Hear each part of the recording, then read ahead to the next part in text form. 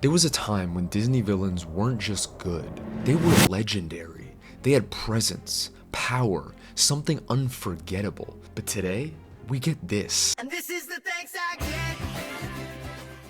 Disney doesn't really do villains anymore, and when they try, something feels off. The charm, the menace, the magic, it's fading. But why? Well, that's something Disney doesn't want you to know. Because their villains didn't disappear by accident. It was a calculated decision years in the making. But we can't talk about what happened without highlighting what made Disney villains so great. In years gone by, Disney villains weren't just obstacles, they were the reason we kept watching.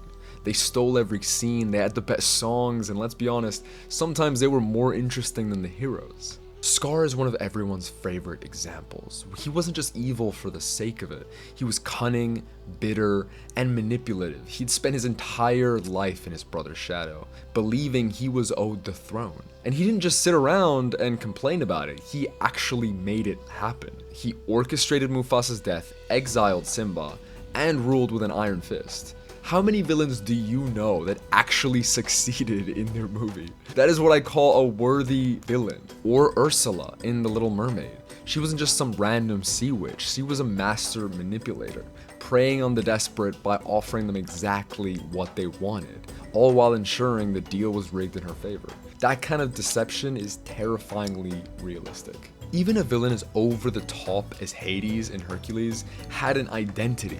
His fast-talking, smooth deal-making personality made him memorable. He wasn't just the bad guy, he had a presence that set him apart from everyone else in the movie. His quips, his humor, and his charm are some of the biggest reasons we all loved Hercules. But we can't talk about villains without mentioning the best of them all. Cloud Frollo, Disney's most disturbing villain. Unlike other villains who sought power and wealth, Frollo's evil came from something far more insidious. He truly believed he was righteous. He wasn't a cackling sorcerer or a scheming tyrant, he was a judge. A man who wielded the law like a weapon, convinced that his every action was justified in the eyes of God. And that's what made him terrifying. Frollo's villainy wasn't just about control. It was about obsession, repression, and self-deception. He saw himself as a holy man, but his twisted sense of morality allowed him to burn down homes, imprison innocent people, and destroy lives, all while claiming he was doing it for the greater good. Hellfire is one of the darkest moments in Disney history, not just because of its haunting visuals, but because it's a window into the mind of a man at war with himself. He wants Esmeralda, but simply cannot accept that desire as his own failing. So instead, he blames her, convincing himself that she is a demon sent to tempt him, and that the only way to maintain his righteousness is to either possess her or destroy her. That hits way too close to home in how women are sometimes treated.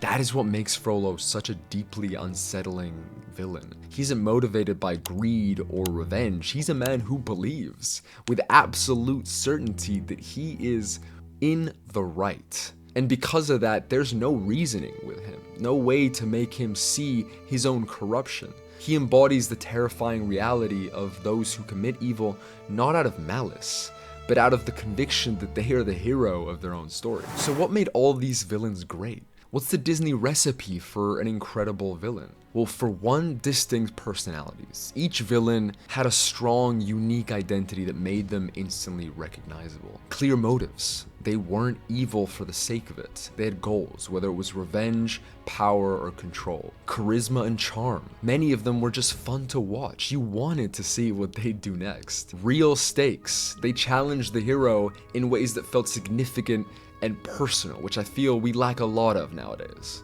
And last but not least, memorable songs. Poor Unfortunate Souls, Be Prepared, Gaston's song, Hellfire. These villains didn't just make an impact, they stole the spotlight.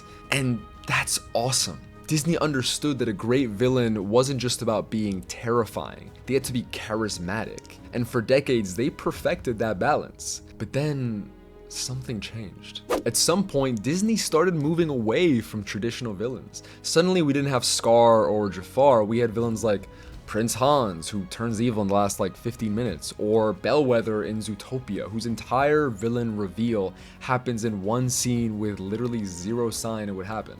And in most recent movies, there's no villain at all. Encanto, Raya and the Last Dragon, Elemental, these movies have conflict, but not a clear antagonist. Compare that to the Renaissance era, where every movie had an unforgettable bad guy. Aladdin had Jafar, Beauty and the Beast had Gaston, The Little Mermaid had Ursula, The Hunchback of Notre Dame had Frollo, etc., etc. There's not a single Renaissance movie that doesn't have an incredible villain. Even newer films like Tangled, Treasure Planet, and The Princess and the Frog had great ones. So what happened? A big part of the shift started in the 2010s, when Disney began pushing for more nuanced, morally gray characters. They didn't want simple good versus evil stories anymore, they wanted their villains to be more realistic. That's why we got so many twist villains. Characters who seemed good only to be suddenly evil at the end. Literally, that's all we've gotten in the past 15 years. Magnifico, Professor Callaghan, Bellwether, Hans, King Candy, although that was probably the only one done right. But the rest? They're the exact opposite of memorable. I don't think anyone's putting them on their top Disney villain lists. They're just not even close to the writing, charm, and presence of other villains.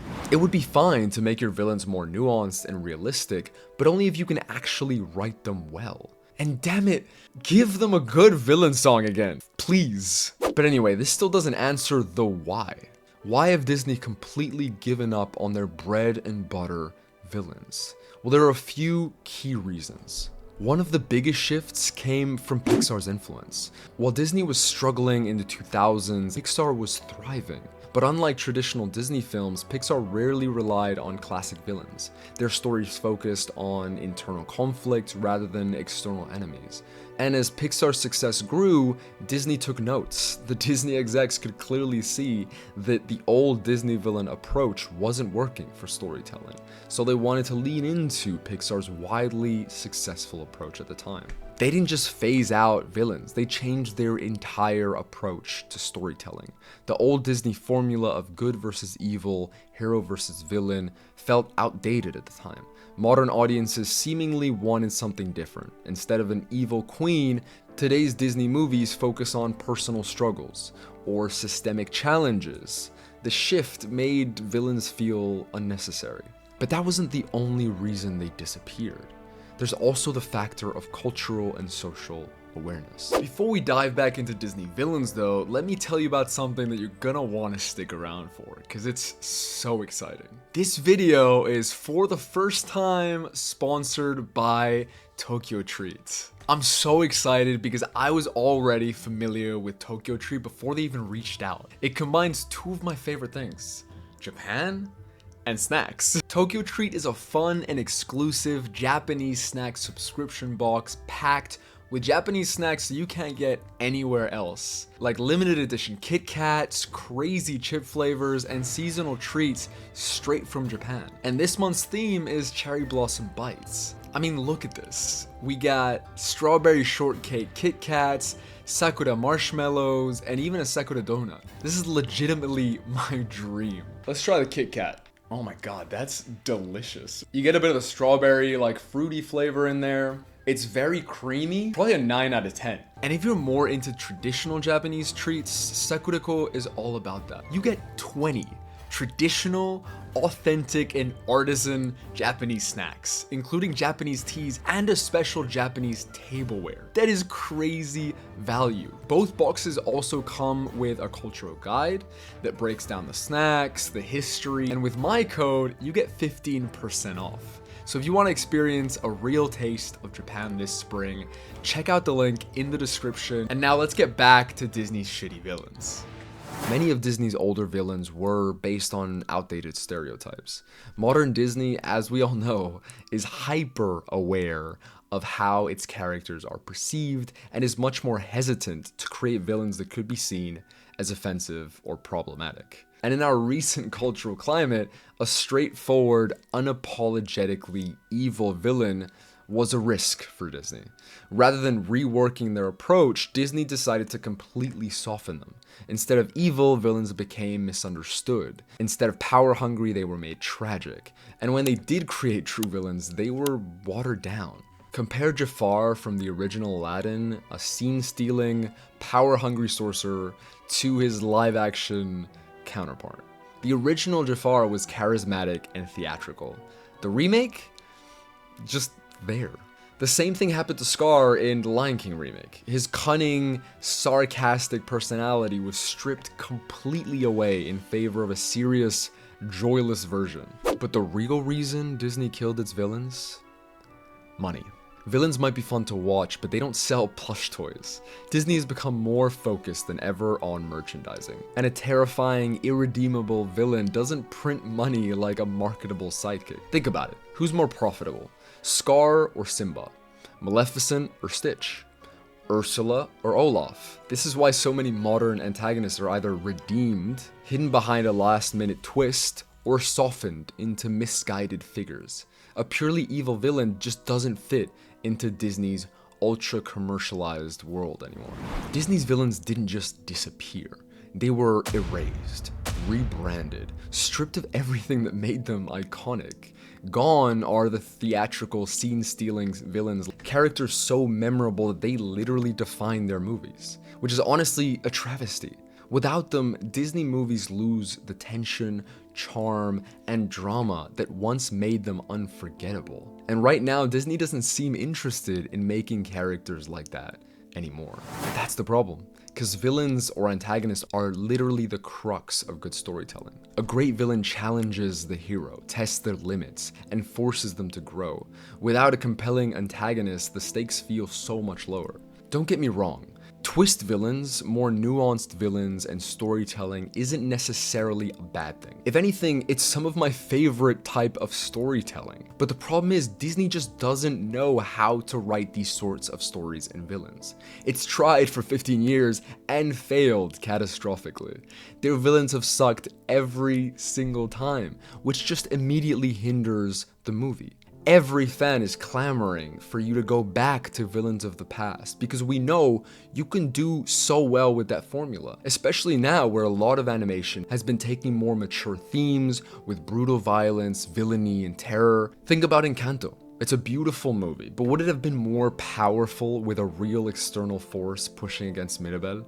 Would Frozen have been stronger if Elsa had a true rival instead of a last-minute twist villain? The answer is yes. This is also why movies like Puss in Boots: The Last Wish and Spider-Man Into and Across the Spider-Verse are dominating animation right now. They aren't afraid to embrace true antagonists, characters like Death, The Spot, Kingpin. They add real tension, real fear, and real stakes. When you compare them to modern Disney movies, the difference is night and day. So, can Disney fix this? Could we ever see the return of true Disney villains? I really don't know. The more people talk about how shit Disney has been, the less things seem to improve. Right now, it seems like they're more interested in reimagining their past than learning from it. The problem starts at the top, and unless they're willing to take risks again, we might have already seen the end of the classic Disney villain. And that's a bigger loss than they realize, because deep down, we all know the truth. Disney's villains didn't just make movies better, they made them unforgettable. And without them, well, Happily Ever After just doesn't hit the same.